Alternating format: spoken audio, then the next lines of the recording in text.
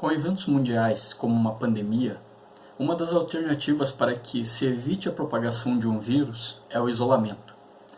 É uma ação bem drástica, no entanto, em muitos casos necessária, visto estar em jogo a saúde da coletividade e também daqueles que tenham sido acometidos por tal doença.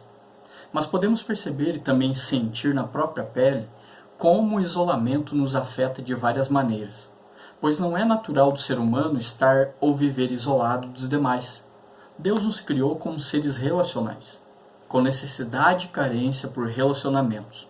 O isolamento, salvo em circunstâncias adversas, não deve fazer parte de nossas vidas, pois é extremamente prejudicial e letal à nossa essência como seres humanos.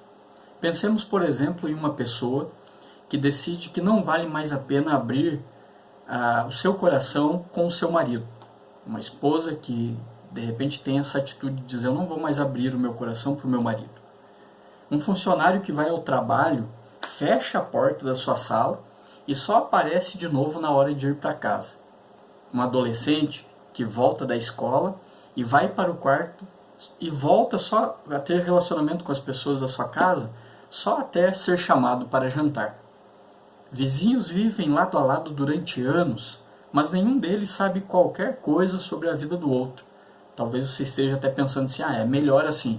Sim, muitas vezes, né, dependendo do vizinho, enfim, às vezes não é uma pessoa confiável, mas pessoas de longa data que moram ali lado a lado por vários e vários anos e que nunca tiveram um problema relacional, muitas vezes nem se conhecem mesmo. Apenas um bom dia, uma boa tarde e fecham seus portões, suas portas e acaba nisso. É estranho, né? O que todas essas pessoas e esses cenários têm em comum? O isolamento. Todas as pessoas mencionadas nos exemplos que nós citamos já se depararam com a dificuldade de manter relacionamentos com pessoas falhas em um mundo danificado e decidiram desligar-se e isolar-se deles. Mesmo assim, algo sempre nos arrasta de volta para a companhia de outras pessoas. Não havia até uma certa brincadeira que se fazia, né, em época de pandemia, onde se diz: não vejo a hora de aglomerar novamente. Justamente por causa dessa necessidade natural que o ser humano tem, por ter sido criado por Deus dessa maneira, de se relacionar com outras pessoas. Mesmo assim, né, tendo na nossa essência, na nossa natureza, essa vontade, às vezes muitas pessoas preferem e escolhem se isolar de todos e do mundo, e isso é muito prejudicial para elas. Pois nós somos menos do que humanos quando estamos sozinhos. Isso é muito sério. Há alguns que até dizem, né? Eu prefiro viver sozinho, ou não dependo de outras pessoas para viver. Mas, biblicamente, isso é uma falácia, pois fomos criados para nos relacionar e não viver isolados. É certo sim afirmar que por conta de um mundo estar do jeito que está, não é fácil viver com as demais pessoas. Mas isso não nos isenta de vivermos em sociedade e comunidade. Reflitamos, por que o funcionário que se isola no trabalho fica imaginando o que seus colegas lá fora estariam fazendo? Por que o adolescente fica enciumado quando vê seus pais darem atenção ao irmão ou irmã, apesar de ter sido ele que os excluiu de sua vida? Por que a pessoa que decidiu viver longe da companhia de outros descreve a sua experiência em termos de solidão? Vivemos nesse mundo com essa tensão entre o isolamento de autoproteção e o sonho de relacionamentos significativos, onde, entre esses dois pontos, a gente precisa se encontrar. A gente precisa entender onde estamos. Estamos muito isolados ou procurando um isolamento para uma suposta autoproteção?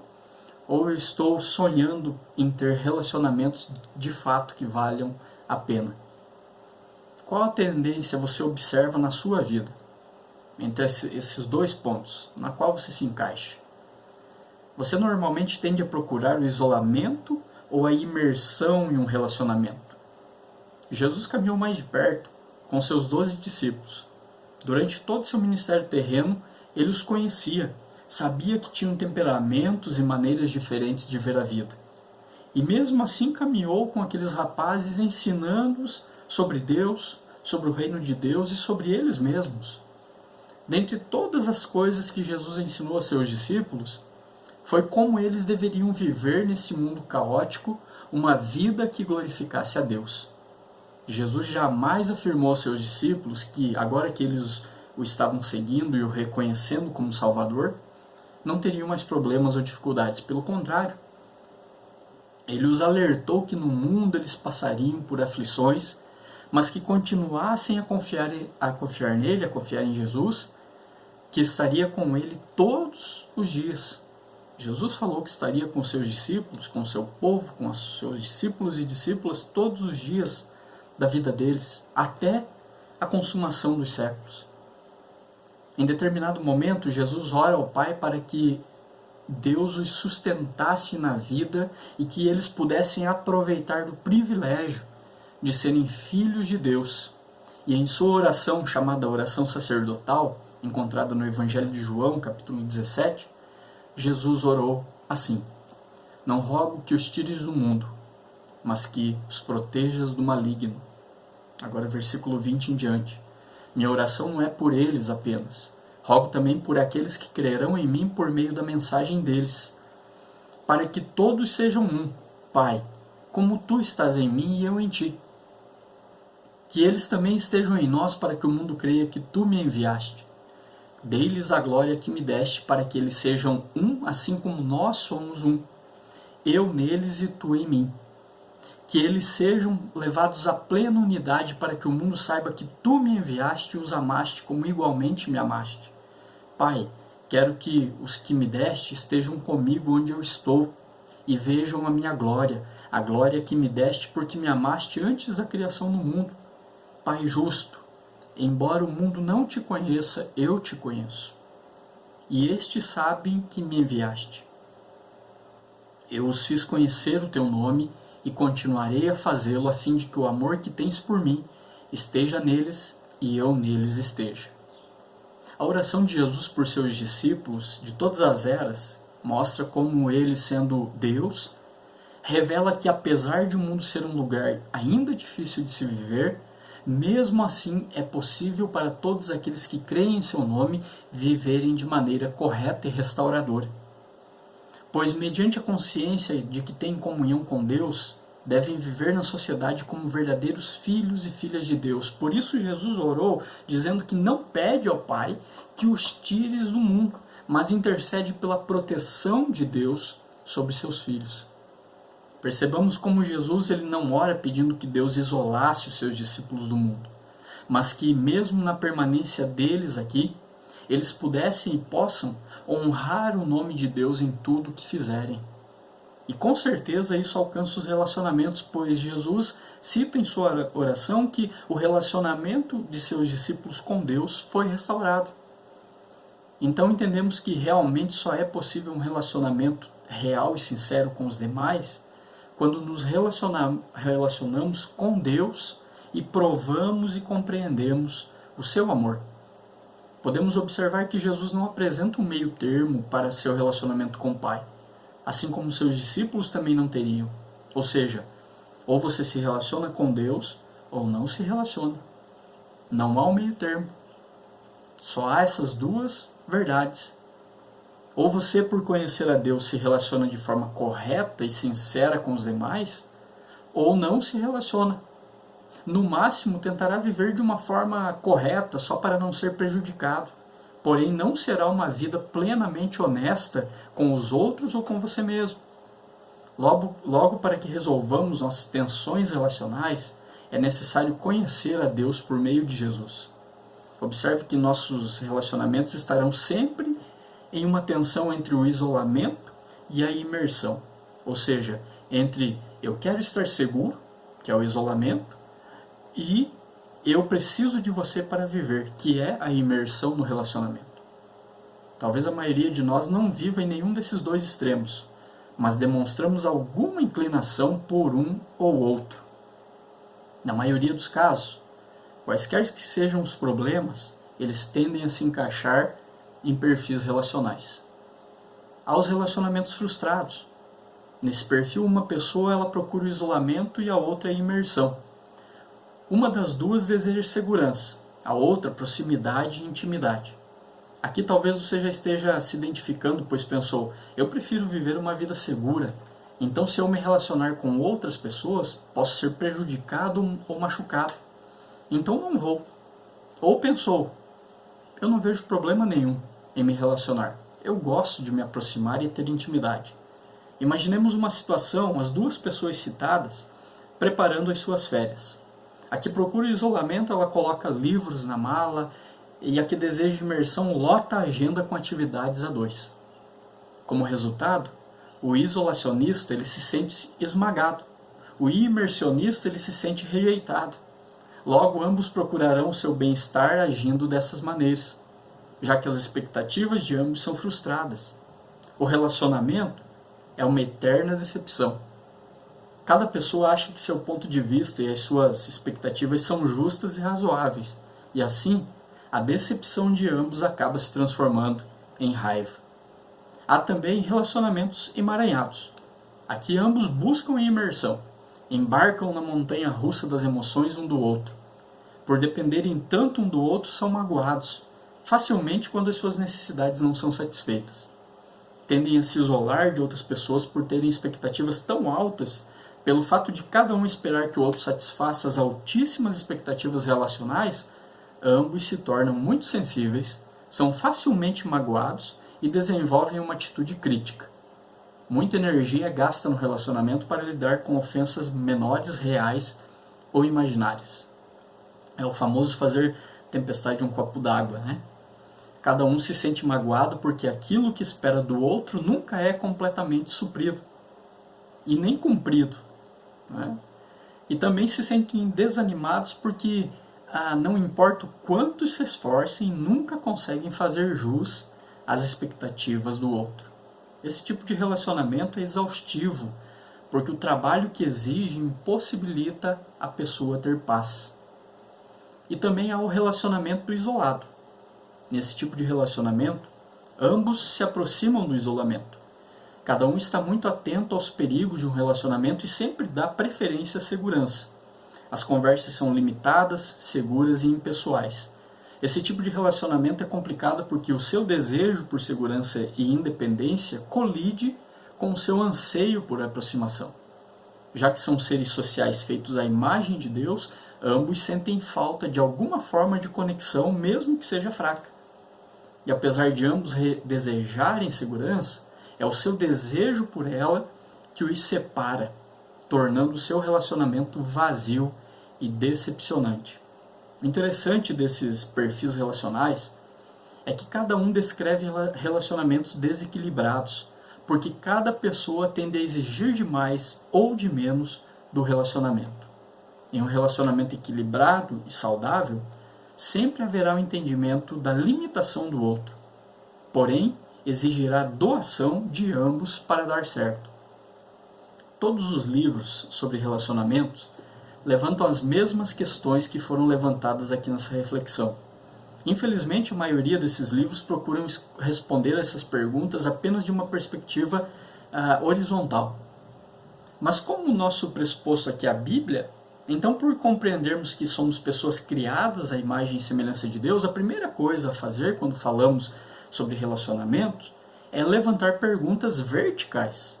João 17, capítulo 17, versículos 20 a 26, explica como a Bíblia estabelece uma relação entre a natureza de Deus e a nossa, e o propósito que ele tem para nós. Essa passagem é mais pungente quando se trata da oração de Jesus pelo seu povo em face da sua morte. Jesus estava à beira da morte. Jesus estava quase indo ser crucificado quando ele proferiu essas palavras de João 17. Entre todas as coisas pelas quais Jesus poderia ter orado nesse momento, ele decide orar pela união do seu povo. Sua oração está fundamentada em verdades eternas e relacionais, as quais alcançam o seu povo. Em sua conversa com o Pai, Jesus medita sobre o relacionamento entre o Pai, Filho e Espírito Santo por toda a eternidade. Ele deseja que o seu povo tenha a mesma experiência em sua comunhão com Deus e com outras pessoas. Jesus mostra como Deus é a única comunhão em todo o universo que funciona adequadamente. O relacionamento da Trindade é perfeito e, portanto, padrão para os relacionamentos humanos. Podemos pensar, e de forma correta, que sim, jamais alcançaremos tal perfeição.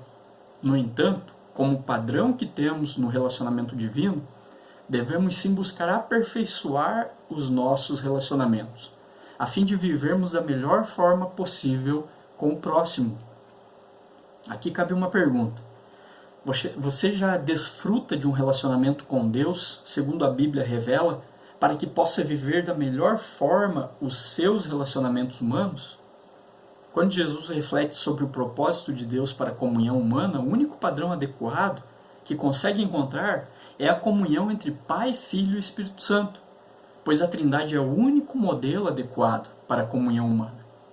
O ensino bíblico da Trindade é muito prático para relacionamentos, já que o próprio Deus é um exemplo de comunhão amorosa, cooperativa e unificada, em que a diversidade é algo positivo, não um obstáculo.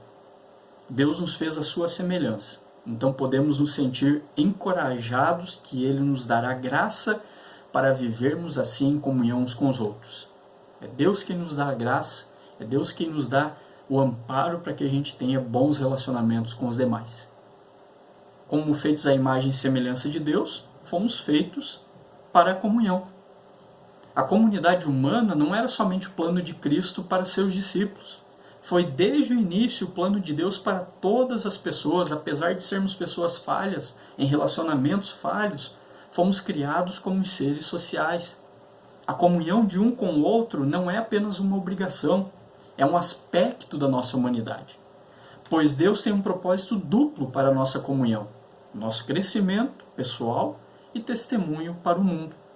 A oração de Jesus é que seu povo cresça e reflita sua glória como testemunho para o mundo. O defeito principal dos 3 tipos de perfis de relacionamentos que falamos anteriormente é que cada um é movido pelo desejo egoísta e pessoal e não pelo propósito de Deus.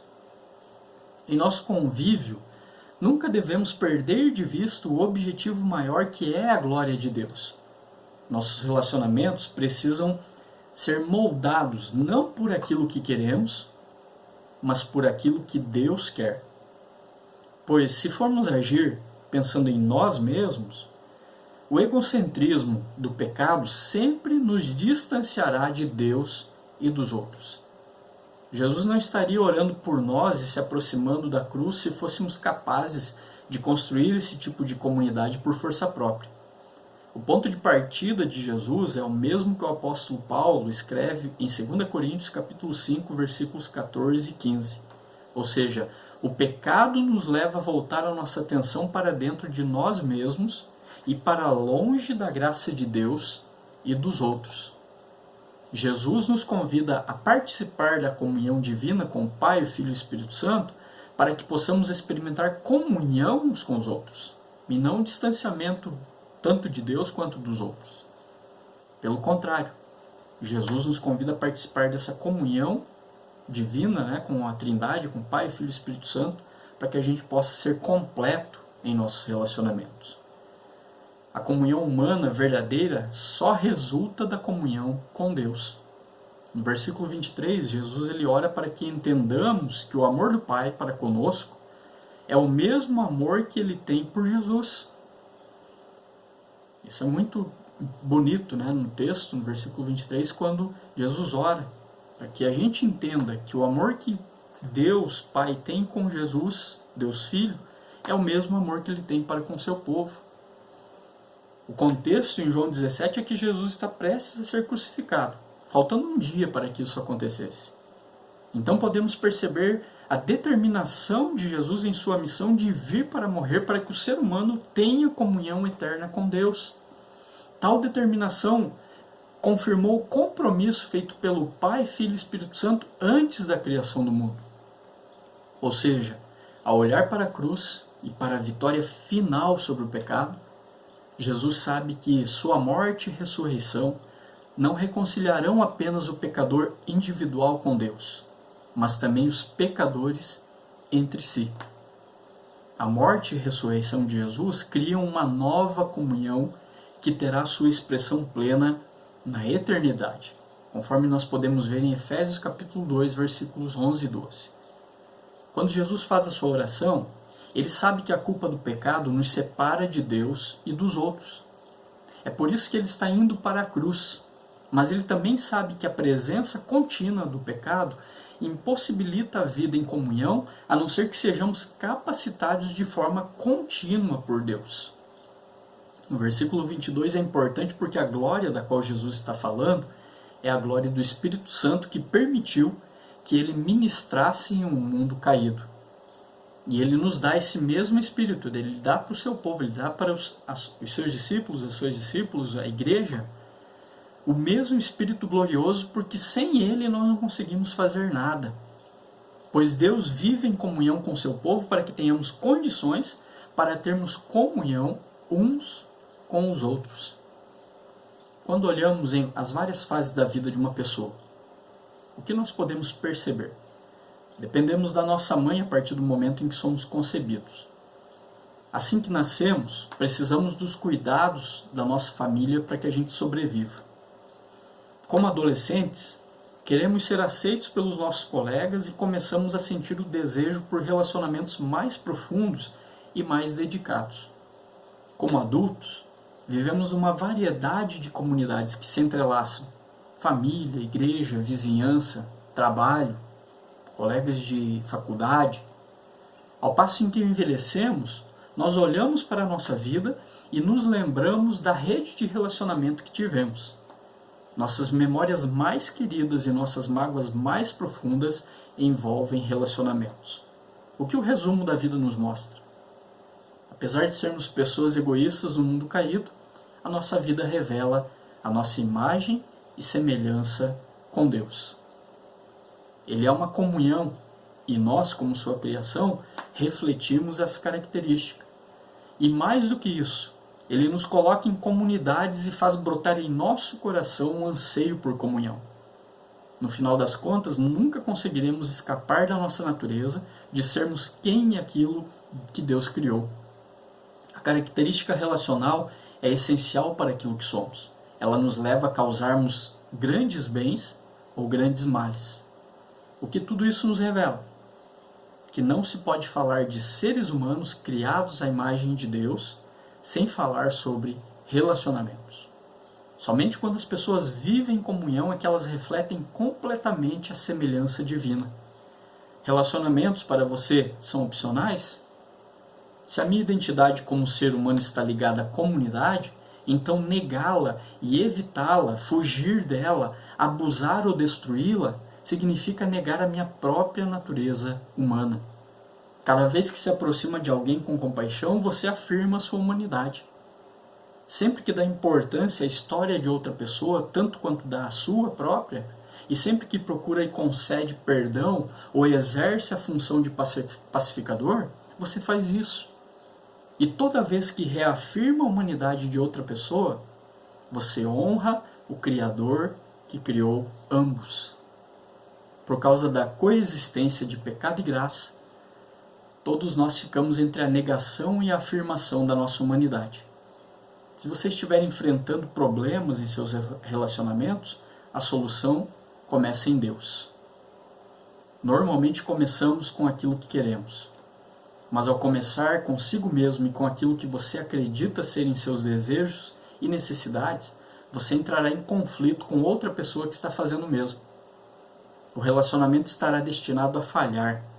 É apenas quando começamos com Deus, que é maior do que nós mesmos, que conseguimos escapar dos resultados destrutivos do nosso egoísmo. A maior satisfação nasce de relacionamentos que iniciamos não para agradar a nós mesmos ou a outra pessoa, mas para agradar a Deus. Não há opções. Os relacionamentos fazem parte da nossa natureza.